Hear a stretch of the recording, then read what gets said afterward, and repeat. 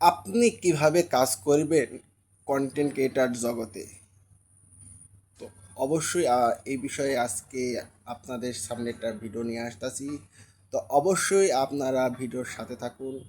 আর ভিডিওটা যদি ভালো লেগে থাকে অবশ্যই শেয়ার করে অন্যজনকে দেখার সুযোগ করে দিবেন।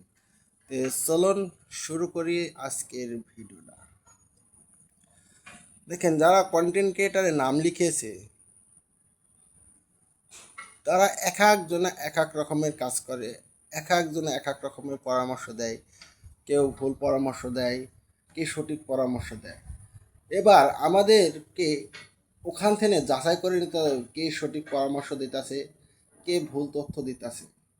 যে সঠিক পরামর্শ দিতেছে অবশ্যই তার সাথে থাকার চেষ্টা করবে। কারণ থাকতে হবে কিসের জন্য?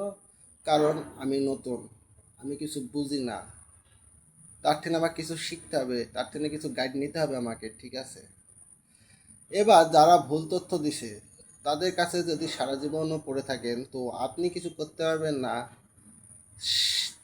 তার স্বার্থ ছাড়া আপনাকে কিছু শেখাবে না, কারণ সে উপরে উঠবে, আপনাকে উপরে তুলতে দিবে না।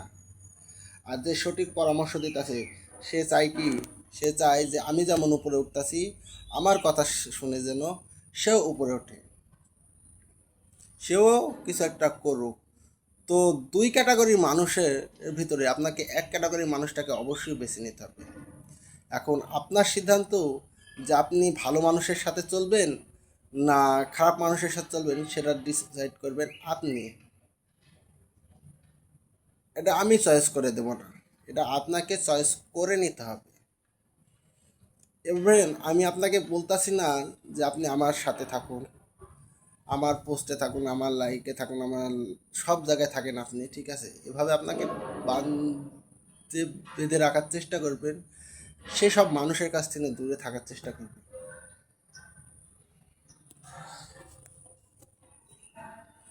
সেসব মানুষের কাছ থেকে দূরে থাকার চেষ্টা করবেন, কারণ তারা সবসময় নিজের স্বার্থটা বুঝে, আরেকজনের স্বার্থ দেখার সময় নাই। তার স্বার্থ হাসিল হলেই